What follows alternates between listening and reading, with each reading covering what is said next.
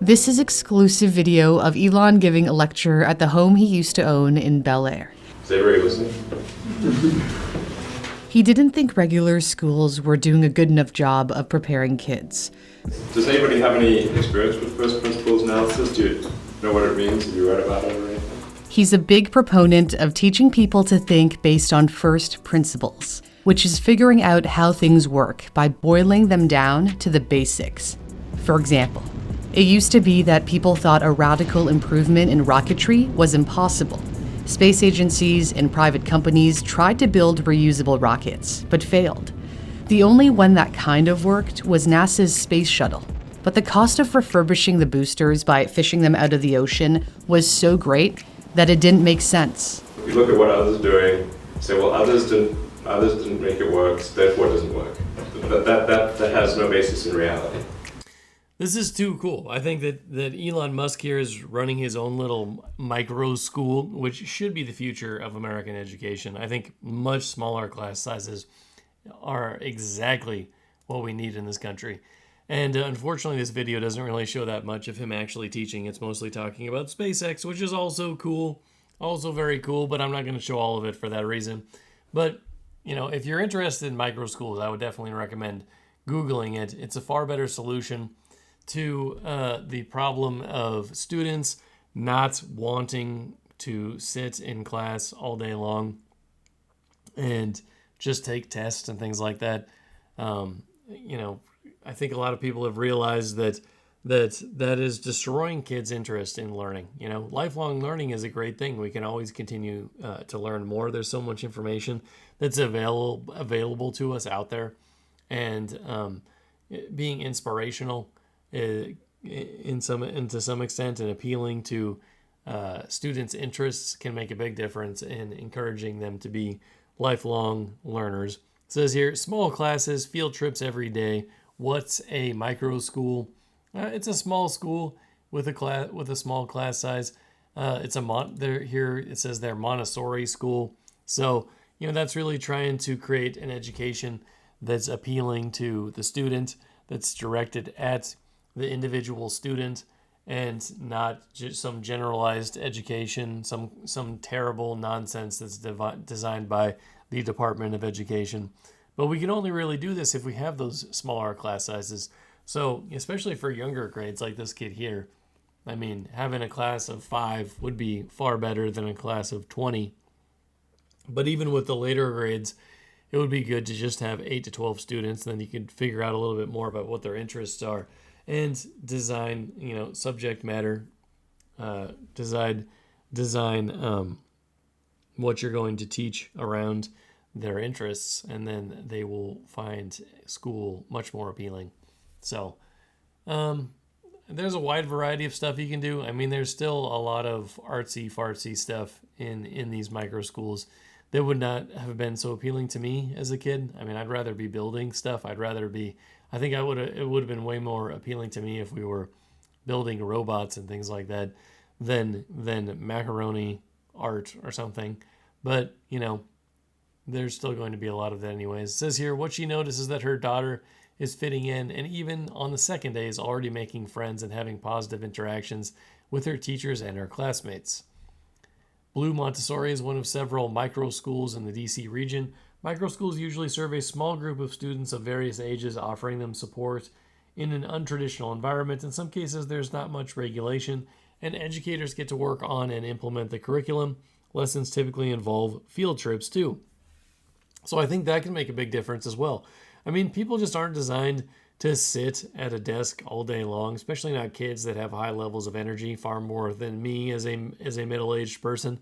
So it would be so much better to have regular field trips. And honestly, the greatest job, one of the greatest jobs I had, one of the funnest jobs I had was in South Korea, where we did exactly that. We went out to museums, we went out to traditional villages, and we went to palaces, which we don't have those in America, unfortunately, but went to palaces and fortresses and so on. And, students had often had a lesson ahead of time where they learned a little bit about it, and they were able to explain these things to me, and they all found it a lot more fun than simply sitting in a classroom all day long.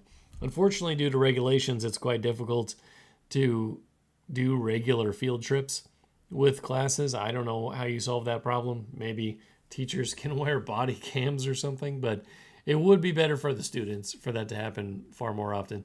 Some micro schools host students from kindergarten through high school, while others are catered to a specific age group.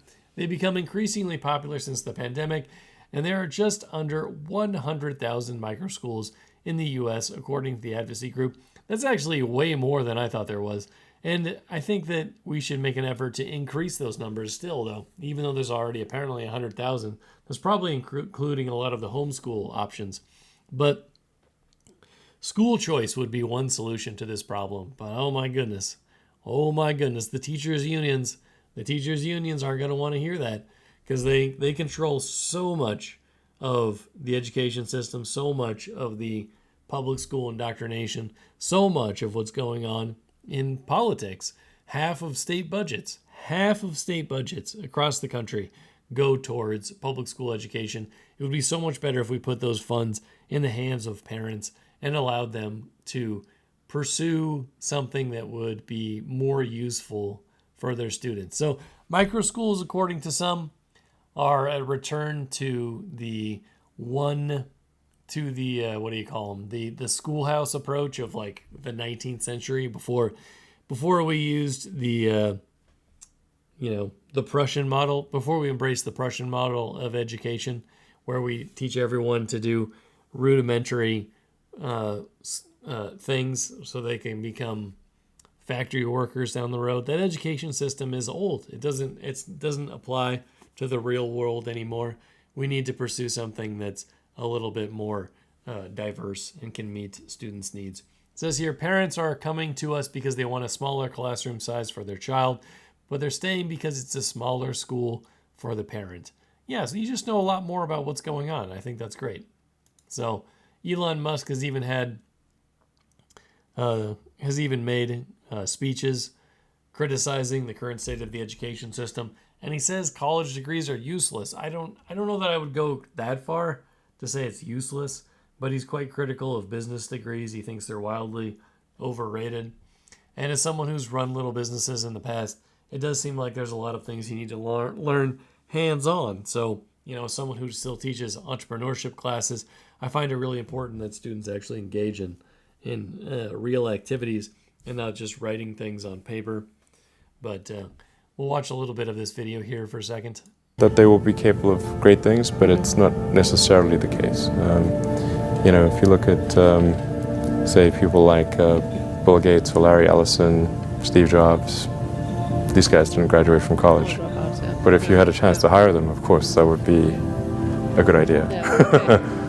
So, just looking just for evidence of exceptional ability. And if there's a track record of exceptional achievement, then it's likely that that will continue into the future. Well, first of all, you don't need college to learn stuff, okay? Everything is available basically for free. You can learn anything you want for free. It is not a question of learning.